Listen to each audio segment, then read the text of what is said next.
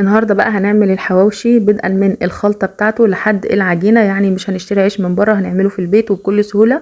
اول حاجه هجيب بوله واحط فيها 3 كوبايات من الدقيق، طبعا الدقيق بيكون نخلاه كويس. بعد كده بحط معلقه من اللبن البودر ورشه ملح صغيره، وبحط معلقه كبيره من السكر ومعلقه صغيره من الخميره. طبعا انا بقلب المكونات الجافه مع بعضها، وبعد كده بحط الماء تدريجيا، يعني ما بحطش الميه مره واحده، بحط شويه صغيرين كده. وبعد كده بلم العجينه لحد ما العجينه كلها تتلف بالميه. وبعد كده ببدا ان انا بقى اعجن بايدي. طبعا الاول خالص ما استخدمتش ايدي، استخدمت المعلقه او الاسباتيولا لحد ما احس ان كميه الميه بقت مناسبه في العجينه ان انا اقدر بقى اعجن.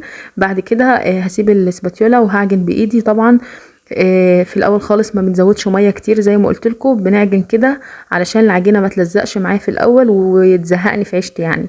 عجنت كده في الاول خالص لحد ما لميت العجينه، وبعد كده بعجن لحد ما اشوف لو لقيت العجينه ملزقه قوي بحط لها، بلمها طبعا بربع كوبايه صغيره من الزيت، ولحد ما العجينه بقى بتتلم معايا بحطها في مكان دافي. طبعا لازم نعجنها كويس، هي عجينه الحواوشي لازم تكون طريه وفيها سنه تلزيق خفيفه كده. بلمها بقى بالزيت، وبعد كده بحطها في البوله وبحطها في مكان دافي. طبعا بغطيها وبحطها في مكان دافي من ساعه لنص ساعه. طبعا احنا في الصيف فيعني بكفايه نص ساعه هنلاقيها خمرت معانا. بعد كده نعمل بقى خلطه الحواوشي. معايا نص كيلو من اللحمه. طبعا انا قايله للجزار يحط لي فيها ليا، طبعا فيها حته ليا محترمه كده علشان طبعا الحواوشي لازم يكون فيه نسبه دهون عاليه شويه. وبعد كده هضيف على اللحمه دي باقي المكونات بتاعتي. معايا هنا نص قرن فلفل اصفر ونص من الفلفل الاحمر، ومعايا قرن فلفل اخضر مقطعاه طبعا، ومعايا بصلتين كبار مقطعاهم. طبعا الحواوشي يا جماعه احلى حاجه فيه ان هو يبقى البصل بتاعه كتير.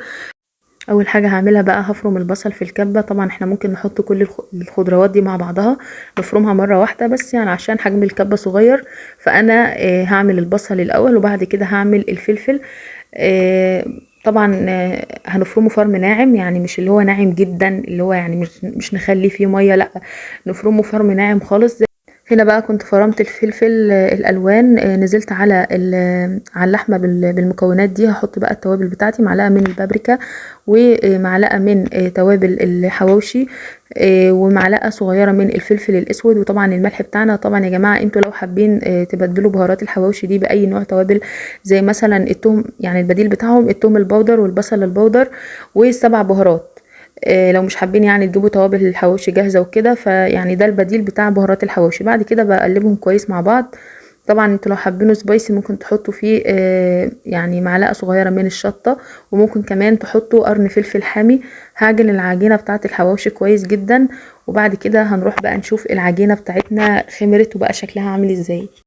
هنا بقى العجينه بتاعتي كانت خمرت واتضاعفت، يعني احنا في الصيف يا جماعه يعني ايه مش بتاخد وقت خالص معانا، بتخمر بسرعه.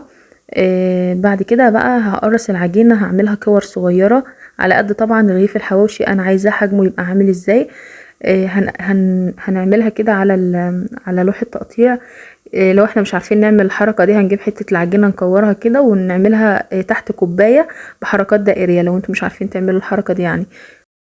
بعد كده بقى هنفرد العجينة بتاعتنا بايدينا بنشابة باي حاجة متوفرة عندنا. هنحط في العجينة بتاعتنا كرة اللحمة. طبعا يا جماعة انا مش عاملة يعني ارغفة كبيرة قوي من الحواوشي، يعني انا عاملاها متوسطة.